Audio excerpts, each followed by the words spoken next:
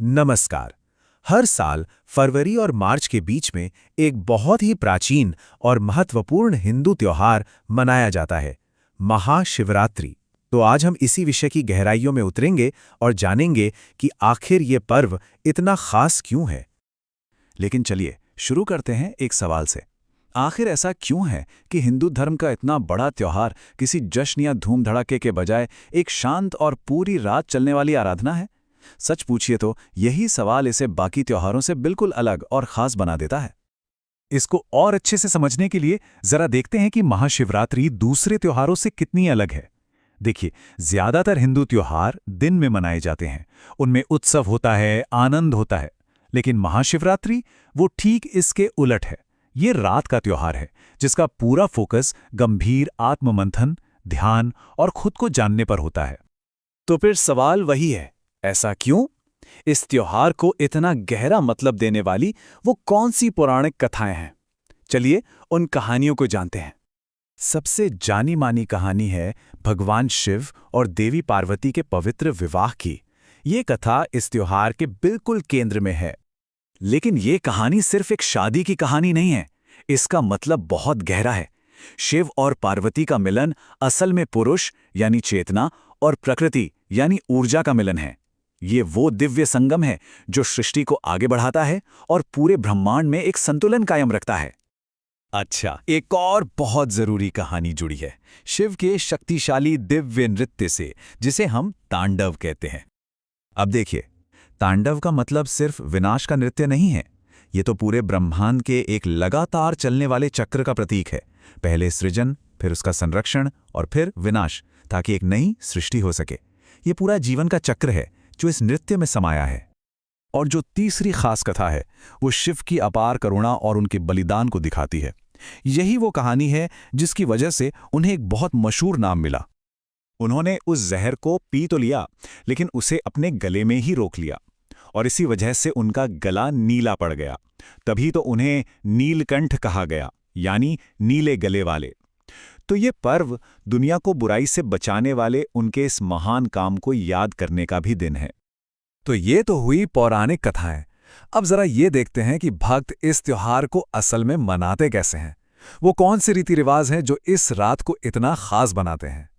महाशिवरात्रि के पालन के 4 मुख्य आधार हैं। पहला है उपवास, जो तन और मन दोनों की शुद्धि के लिए होता है।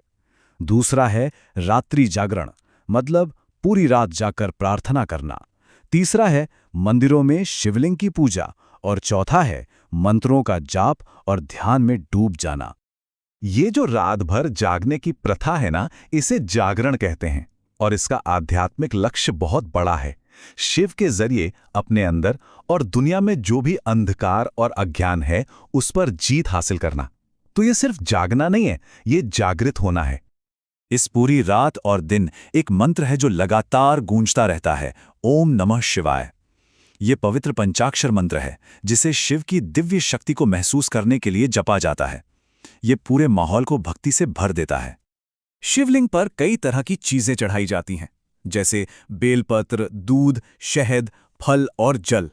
और इनमें से हर चीज का अपना एक सांकेतिक मतलब है। जैसे दूध पवित्रता का, शहद मिठास का और जल जीवन का प्रतीक है। पर महाशिवरात्रि सिर्फ भारत में ही नहीं मनाई जाती। चलिए अब ये देखते हैं कि ये त्योहार दुनिया भर में कितने अलग-अलग तरीकों से मनाया जाता है। अपनी ये यात्रा हम कश्मीर से शुरू करते हैं, जहां इसे हेरत कहते हैं। यहाँ कश्मीरी ब्राह्मणों के लिए ये उत्सव 1-2 दिन नहीं बल्कि पूरे 2 हफ्ते तक चलता है और उनकी अपनी बहुत अनूठी परंपराएं होती हैं। अब चलते हैं दक्षिण भारत की तरफ। तमिलनाडु में भक्त गिरिवलम करते हैं। ये अन्नामलैयार मंदिर की पहाड़ी के चारों ओर लगभग 14 किलोमीटर की नंगे पैर की तीर्थयात्रा है। आप सोच सकते हैं कि ये भक्ति का कितना समर्पित रूप है। हमारे पड़ोसी देश नेपाल में तो महाशिवरात्रि एक राष्ट्रीय अवकाश होता है। पशुपतिनाथ मंदिर में बहुत बड़े समारोह होते हैं और इसे आधिकारिक तौर पर सेना दिवस के रूप में भी मनाया जाता है। इससे पता चलता है कि ये वहां के लिए कितना अहम है। बहुत दूर मॉरिशस में भी भक्त गंगा तालाब नाम की एक पवित्र झील की तीर्थयात्रा पर जाते हैं। ये दिखाता है कि ये त्योहार भारतीय प्रवासियों के साथ साथ दुनिया के कोने कोने तक पहुंच गया है। और हमारी ये यात्रा खत्म होती है पाकिस्तान में। कराची के श्री रत्नेश्वर महादेव मंदिर में एक बहुत बड़ा उत्सव होता है, जिसमें करीब करीब 25,000 लोग शामिल होते हैं। ये बात सच में दिखाती है कि आस्था की वाकई कोई सीमा नहीं होती।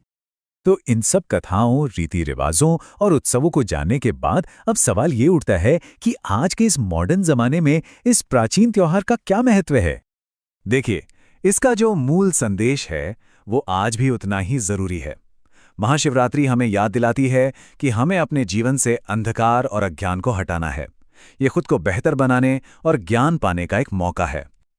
आखिर में इस त्योहार के जो विषय हैं, संतुलन, त्याग और अंदर से जागना, ये किसी एक धर्म या समय तक सीमित नहीं है।